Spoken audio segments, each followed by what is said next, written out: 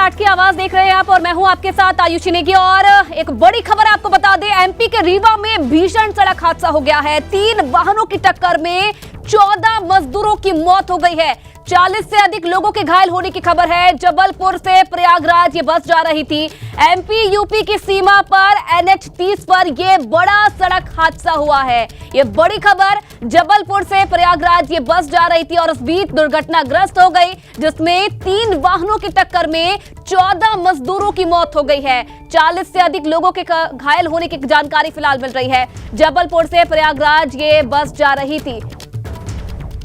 और चलिए ब्रिजेश राजपूत इस खबर पर और ज्यादा जानकारी के लिए हमारे साथ जुड़ रहे हैं संवाददाता। ब्रिजेश, क्या और जानकारी मिल रही है पूरी इस खबर को लेकर? कैसे यह हादसा हुआ है, अभी तक क्या बात सामने आई है? हाँ देखिए, देर रात हादसा हुआ है, अब जाके सारी स्थिति स्पष्ट हुई है। ये बस दरअसल हैदराबाद से गोरखपुर जा रही थी, रीवा होते हुए, रीवा जबलपुर होते हुए हैदराबाद से गोरखपुर बस थी, जिसमें सवार लोग गोरखपुर, गोंडा, बलरामपुर के थे। ये बस आगे जा रही थी। बस के आगे एक ट्रॉला चल रहा था, ट्रॉले के आगे एक ट्रक था। तो जो एक सुहागी पहाड़ करके है रीवा पे, वहाँ पे ट्रॉला अपने आप को अनियंत्रित कंट्रोल नहीं कर पाया, तो ट्रक में जाके उसने टक्कर मारी है। और पीछे से जो बस आ रही थी, बस वाला भी कंट्रोल नहीं कर पाया, क्योंकि बहुत बड़ी ढलान थी वो। तो पूरी बस इस ट्रॉले में अंदर तक टक्कर हुई है, जिसमें वहाँ उस बस में सवार 14 यात्रियों की मौत हो गई है। 40 लोग बुरी तरह जख्मी हुए हैं और इन सबका आसपास के इलाके अस्पताल में इलाज करवाया जा रहा है और गंभीर कोई नहीं है इसमें। मगर निश्चित ये बड़ा दुखद हादसा है। ये सारे लोग दिवाली बनाने हैदराबाद से गोरखपुर जा रहे थे। अधिकतर लोग जो रहने वाले हैं, जो पुलिस से की जानकारी मिली है मृतकों के बारे में, वो गोरखपुर, गोंडा और बलरामपुर के रहने वाले लोग थे, जो हैदराबाद में नौकरियां करते थे और वापस त्योहार से अपने घर वापस जा रहे थे। और रीवा के आगे सुहागी पहाड़ पे एक दुर्घटना का शिकार हो गए। जी ब्रिजेश, क्योंकि 14 लोगों की मौत हो गई है और इस बात से अंदाजा लगा सकते हैं कितना भीषण यह हादसा था। अभी तक किसकी लापरवाही की बात सामने आ रही है? क्या जांच की जा रही है इस पूरे मामले पर? अब देखिए, लापरवाही तो ऐसा नहीं है। दरअसल पूरी जो हुआ यही है कि जो एक सुहागी घाट है, सुहागी पहाड़ है, जहाँ पे गाड़ियां नीचे उतरती हैं, स्पीड में रहती हैं। तो ट्रक वाला पहले कंट्रोल नहीं कर पाया। वो ट्रक ने ब्रेक मारे, ट्रक के पीछे जो ट्रॉला आ रहा था, ट्रॉला ने उसमें टक्कर मारी और ट्रॉले के पीछे बस आ रही थी। तो तीनों गाड़ियां कंट्रोल नहीं कर पाई अपनी गति पे और एक दूसरे में टक्कर मारते हुए चली गई। और जिसमें ट्रॉले में बहुत सारा सामान भरा हुआ था और वो ट्रॉले के अंदर बस चली गई, जिससे बस में सवार अधिकतर लोगों की जान गई है। और ये सारे लोग हमारे उत्तर प्रदेश के रहने वाले थे, गोरखपुर, गोंडा, बलरामपुर के। तो 14 लोगों को पहले लगा कि सिर्फ 2-3 लोगों की मौत हुई है, क्योंकि देर रात की घटना है। जब पुलिस मौके पर पहुंची, सुबह होते होते 4:30 बजे तक सारा रेस्क्यू ऑपरेशन पूरा करवाया गया है। तो अब तक 14 लोगों की मौत की पुष्टि हो गई है। 40 लोग घायल हुए हैं, जिनमें से एक आदमी गंभीर है। सबका रीवा और सुहागी के अस्पताल में इलाज करवाया जा रहा है। जी, स्थानीय लोगों की तरफ से, जो स्थानीय प्रशासन है, उनकी तरफ से क्या मदद अब मुहैया कराई जा रही है? क्या सरकार ने इस पूरे मामले का संज्ञान लिया है? देखिए, सरकार ने इस पूरे मामले का संज्ञान लिया है। जो जितने मृतक लोग हैं, उनके घर और परिजनों को खबर कर दी गई है। हाँ। और कोशिश की जाएगी कि इन सारे लोगों का जो डेड बॉडी है उनके घर तक पहुंचाने की कोशिश की जाए। मगर बेगम तड़के की घटना है, सुबह 4:30 बजे की। तो इसके बाद अब पुलिस आनंद में सारे प्रयास कर रही है, घर वालों को खबर कर दी गई है और उम्मीद की जानी चाहिए कि शाम तक इन तमाम लोगों के जो शव हैं उनके घर तक पहुंचा दी जाएंगे, क्योंकि बड़ा भीषण सड़क हादसा ही है। ठीक है, चलिए बहुत धन्यवाद ब्रिजेश तमाम जानकारी देने के लिए।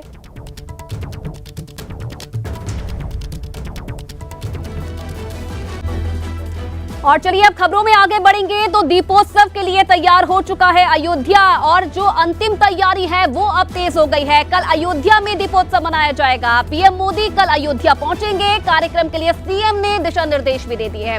वीडियो कॉन्फ्रेंसिंग से तैयारियों की सीएम ने जानकारी ली है। तो अयोध्या भव्य दीपोत्सव के लिए तैयार हो चुका है। जो अंतिम दौर की तैयारियां हैं वो अब तेज हो गई हैं। सीएम योगी आदित्यनाथ खुद पल पल की जो जानकारी है वो ले रहे हैं वीडियो कॉन्फ्रेंसिंग के जरिए, क्योंकि प्रधानमंत्री नरेंद्र मोदी इस बार दीपोत्सव में शामिल होने वाले हैं और इस बार खुद का ही रिकॉर्ड उत्तर प्रदेश तोड़ने वाला है। और भव्य बनाने की तैयारी इस बार दीपोत्सव को की गई है। और आपको बता दें कि कई वॉलंटियर्स को दीप सजाने के काम में लगा दिया गया है, लाइटनिंग की गई है। और इसके अलावा जो देश प्रदेश से श्रद्धालु हैं वो भी अयोध्या पहुंचने का उनका सिलसिला शुरू हो गया है। ये तैयारी भी आप देख रहे हैं, देखिए किस तरीके से जो वॉलंटियर्स हैं उन्हें लगाया गया है। कल अयोध्या में दीपोत्सव मनाया जाएगा और तैयारी पहले से ही कर ली गई है। खुद मुख्यमंत्री योगी आदित्यनाथ पल पल की अपडेट्स वीडियो कॉन्फ्रेंसिंग के जरिए ले रहे हैं और प्रधानमंत्री नरेंद्र मोदी दीपोत्सव में शामिल होने वाले हैं, तो इस दिन को और खास बनाने के लिए सीएम योगी हर जानकारी ले रहे हैं। किसी भी तरीके की कोई भी अव्यवस्था ना नजर आए, इसलिए पल पल की जानकारी तमाम अधिकारियों से खुद ली जा रही है सीएम योगी आदित्यनाथ की तरफ से। तो देखिए, इस बार भी कई दीप जलाने का रिकॉर्ड खुद यूपी अपना तोड़ने वाला है।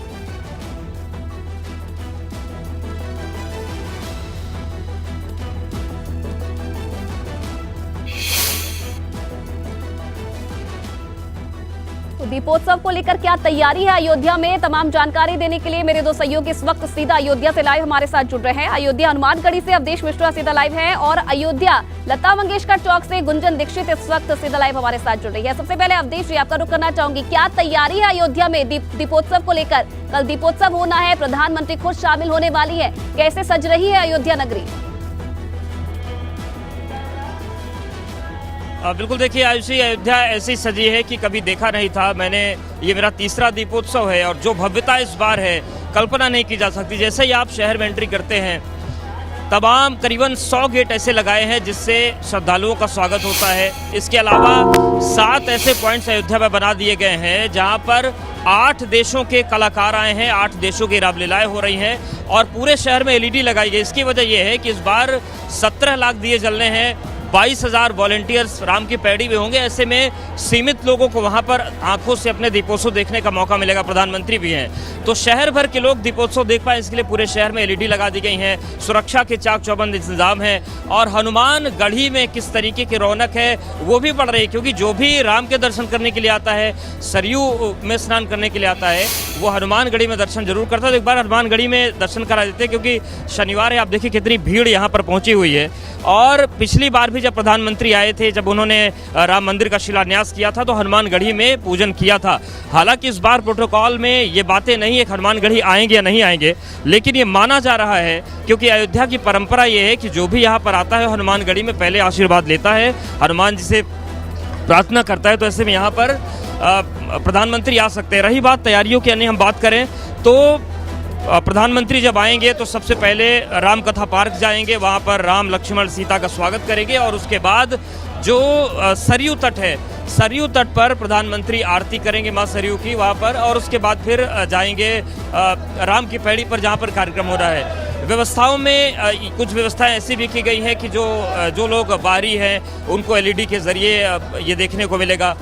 पूरे शहर में अस्थायी तौर से स्वास्थ्य केंद्र बना दिए गए हैं कि अगर किसी श्रद्धालु की तबीयत बिगड़ती है तो उससे फौरन तत्काल की सुविधा, उपचार की सुविधा मिले, क्योंकि ऐसी समस्याओं में थोड़ा सुविधाओं की दिक्कत आती है स्वास्थ्य की। इसके अलावा जो फोर्स है वो लगाई गई है। मीटिंग की आप बात कर रही थी, मुख्यमंत्री तो मॉनिटरिंग कर रहे हैं। कल शाम को 7 बजे एक हाई लेवल मीटिंग हुई है जो रामकथा संग्रहालय अयोध्या में बनाया गया है। यहाँ पर आईएएस मुकेश मिश्रान थे, मुख्यमंत्री के सलाहकार अवनीश अवस्थी थे और देश जो बड़े प्रदेश भर के अधिकारी थे वो थे। तो लगातार तैयारी हमने देखी आपके पीछे और भीड़ भी हम देख पा रहे हैं लोगों की। गुंजन के पास चलते हैं। गुंजन, लता मंगेशकर चौक पर आप खड़ी हैं और अयोध्या की खूबसूरती को ये चौक चार चांद लगा रहा है। कितना उत्साह लोगों के अंदर देखने को मिल रहा है अयोध्या दीपोत्सव को लेकर, क्योंकि प्रधानमंत्री भी आने वाले हैं तो और उत्साह लोगों का बढ़ जाता है।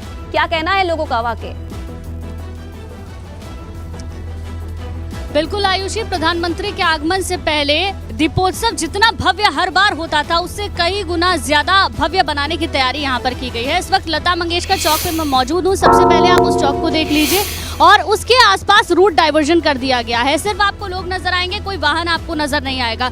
इसके अलावा इस चौक पर जो व्यवस्था की गई है वो भी मैं आपको बताती हूँ। मेरे बाईं तरफ आप देखेंगे जहाँ पर राम कथा पार्क है, जहाँ पर पहुंचेंगे प्रधानमंत्री मोदी और वहाँ पर प्रतीकात्मक अवतरण होगा राम सीता का और उसके बाद राज्याभिषेक किया जाएगा। सरयू जी की आरती होगी। सरयू ठीक मेरे पीछे है, लता मंगेशकर चौक के पीछे है। इसके साथ साथ मैं आपको बता दूं कि वहां पर आरती करने के बाद राम की पैड़ी पर इस बार खास व्यवस्था की गई है। दीपों की जो संख्या है उसे काफी बढ़ा दिया गया है। लेकिन किस तरीके से पूरी अयोध्या बैनरों से, होर्डिंग से पटी पड़ी है ये आप देख सकती हैं। ये वो मुख्य द्वार है, अलग अलग नाम से द्वार बनाए गए हैं। सीता द्वार बनाया गया है, हनुमान द्वार बनाया गया है। इसके साथ साथ चौक पर रूट डाइवर्जन कर दिया गया है। लोग दूर दूर से पहुंच रहे हैं। ट्रैफिक पुलिस यहाँ पर मौजूद है। ट्रैफिक पुलिस से हम बात करने की कोशिश करेंगे कि किस तरीके से यहाँ पर रूट डाइवर्जन किया गया है। रूट डाइवर्जन की क्या व्यवस्था है यहाँ पर? सारी व्यवस्था है मैडम, कोई समस्या नहीं है यहाँ पे। हमारे जवान मतलब लगे हुए फोर्स के पूरे यहाँ पे पीएसी लगी हुई है, सिविल के जवान लगे हुए हैं, सभी लगे हुए हैं, सभी मौजूद हैं, कोई समस्या नहीं है। बाकी सब कुछ अच्छा चल रहा है। आज शाम की तैयारियाँ हो रही है यही सब। तो कौन कौन सी फोर्स बुलाई गई है? फोर्स यहाँ BSF है, CRPF है, सारी फोर्स हैं लगभग सशस्त्र बल भी है हमारे यहाँ के, सब कुछ है, PSC है, सिविल है। तो फोर्स की कोई समस्या नहीं है। कई जगहों से कई 27 लगभग हमारे यहाँ से 27 जिलों से फोर्स आई हुई है, जो 4 दिन पहले से आई हुई है, सारी व्यवस्था में लगी हुई है उनके। ठीक है, तो व्यवस्थाएं यहाँ पर सुरक्षा के लिहाज से पूरी है, लेकिन जो श्रद्धालु आए हैं उनसे भी हम देख रहे हैं और लोगों को इंतजार है दीपोत्सव का, प्रधानमंत्री का, और भव्य दीपोत्सव इस बार नजर आने वाला है अयोध्या में। बहुत धन्यवाद अवधेश जी, आपका भी, और गुंजन आपका भी। और चलिए इसी खबर के साथ फिलहाल इस बुलेटिन में इतना ही। तमाम खबरों के लिए आप बने रहिए ABP गंगा के साथ।